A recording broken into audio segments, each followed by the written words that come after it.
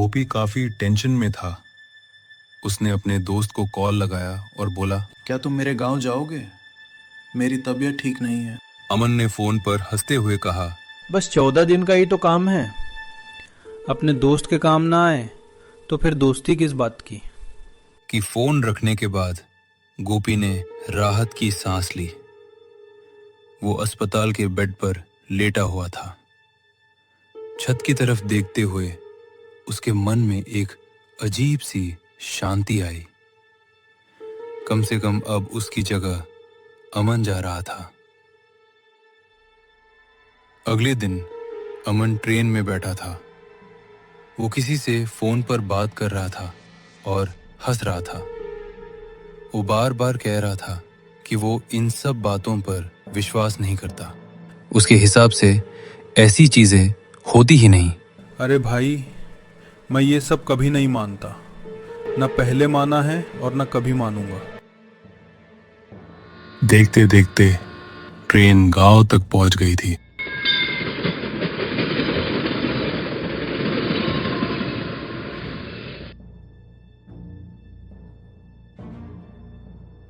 Station के बाहर एक भिखारी बैठा था और पास ही एक नया नया शादीशुदा जोड़ा खड़ा था। थोड़ा आगे नजर गई तो एक ऑटो दिखाई दी। स्टेशन से गांव अभी काफी दूर था। अमन ने सोचा कि बस से जाए या ऑटो ले। इलाका नया है, कुछ भी पहचान में नहीं आ रहा। बस में कब उतरना पड़ेगा इसका अंदाजा नहीं। ऑटो लेना ही ठीक है। अमन ने दोंगापुर गांव तक चलने के लिए पूछा, भैया, गांव चलोगे क्या? ड्राइवर ने सिर उठाया और अमन को ऊपर से नीचे तक देखा। कुछ सेकंड तक वो चुप रहा। 1000 रुपए लगेंगे। अमन चौंक गया। उसे किराया बहुत ज्यादा लगा। उसने कहा कि भैया, मैं भी यहीं का हूँ, बाहर का नहीं हूँ।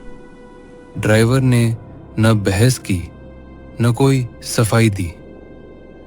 उसने बस इतना कहा कि किराया कम नहीं होगा, जाना है तो बैठना पड़ेगा। को अजीब लगा, लेकिन देर हो रही थी। आखिरकार वो ऑटो में बैठ गया। ऑटो चल पड़ा। कुछ देर बाद हल्की बारिश शुरू हो गई। अमन को अजीब लगा, लेकिन देर हो रही थी। ऑटो चल पड़ा। कुछ देर बाद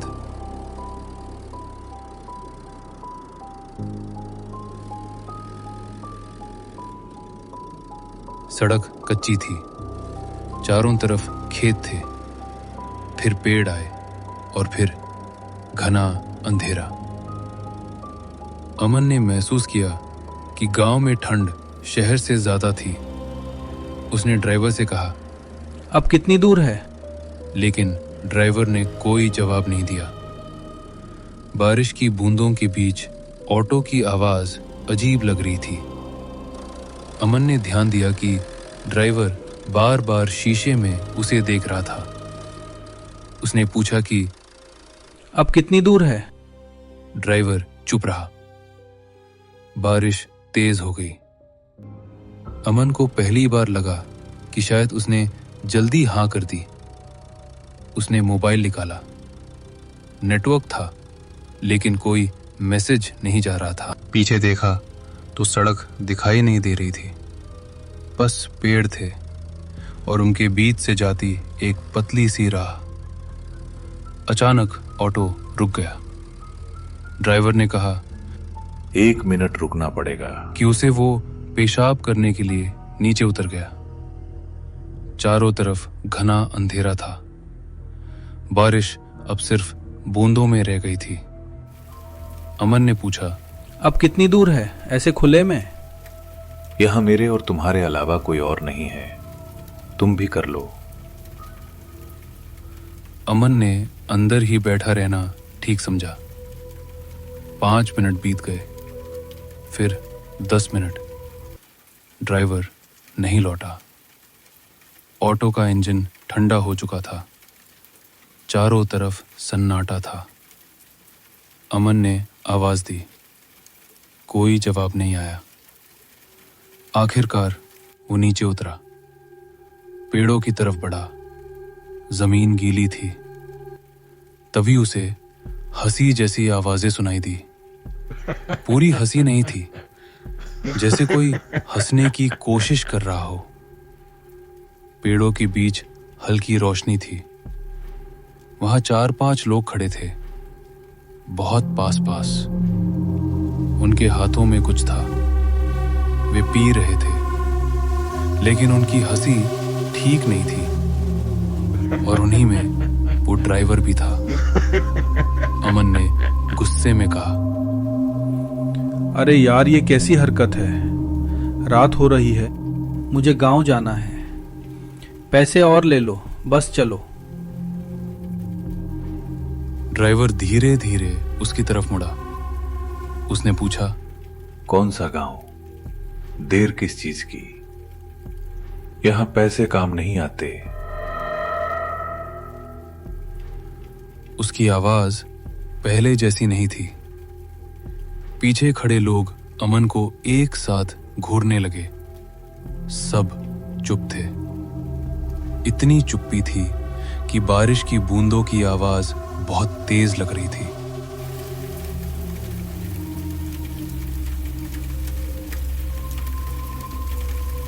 ड्राइवर ने दोहराया, गांव, और कहा कि वो तो रास्ते के बाद है। अमन ने देखा कि बोतल में शराब नहीं थी, अंदर कुछ बहुत कारा था। अमन पीछे हटा। उसका पैर जमीन पर पड़ी कई पुरानी चप्पलों से टकराया। ड्राइवर ने ऑटो की तरफ इशारा किया। अमन वापस ऑटो में बैठ गया। बाकी लोग गायब हो चुके थे। ऑटो चल पड़ा। रास्ता बदल चुका था। पेड़ और पास आ रहे थे। छत नीची लगने लगी। पीछे कोई दिख नहीं रहा था, लेकिन किसी के बैठे होने का एहसास था। अमन ने कहा कि रास्ता गलत है। ड्राइवर ने कहा कि यह रास्ते ऐसे ही होते हैं। अब उसे साफ लग रहा था कि यहां से सही तरीके से निकलना आसान नहीं होगा। ऑटो उसे गांव के पास छोड़कर चला गया। इंजन की आवाज ऐसे गुम हुई जैसे कभी थी ही नहीं। अब वो अकेला था। ना फोन, ना लाइट। चांदनी रात थी। पेड़ों की परछाइयां अजीब लग रही थीं। वो चलने लगा। 1 कदम, पीछे 2 कदमों की आवाज। वो रुका। आवाज भी रुक गई। फिर चला। फिर वही आवाज। पीछे देखा, कुछ नहीं था। तभी उसे एक घर दिखाई दिया। घर के बाहर हल्की रोशनी थी। अमन कुछ पूछाता उससे पहले हो वो बूढ़े आदमी ने कहा कि एक कमरा खाली है। अमन को अजीब लगा कि उसे कैसे पता चला कि वो कमरा मांगने आया है। कमरा मिल गया। शरीर थका था, लेकिन डर के कारण नींद नहीं आ रही थी। बूढ़ा आदमी चाय लेकर आया। अमन ने पूछा कि वो इतनी रात बाहर क्या कर रहा था। मैं इंतजार कर रहा था 3 महीने से, हर रोज। उसने कहा कि वो किसी का इंतजार कर रहा था 3 महीने से, हर रोज। थोड़ी देर बाद वो चला गया। अमन ने सोचा कि शायद उम्र की वजह से ऐसा बोल रहा है। कुछ देर में उसकी आंख लग गई। अचानक तेज हवा चली।